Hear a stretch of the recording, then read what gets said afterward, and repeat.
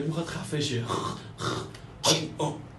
اصلا من میترسم گلوش دست بزنم از صبح، نمیدونم چشه. بعد یه گزیدگی هم روی دست راستش هست. آره که اونم نمیدونم چی. این تازه شروع شده. آره دو روز بارک و اینا میره. میبردمش 2-3 روز ترسم که بی حالا نمیبرمش. خب دیدش من ببینم. پدر روزا هر شب میرم ختم زدم. عزیزم خب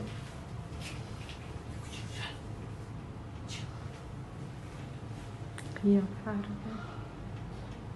سلطت به بابا.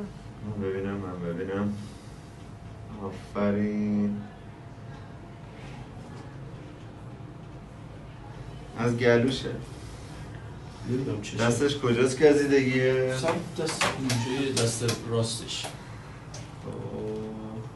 این بینی بس آره اینجاست که یه ذره لیسم زده.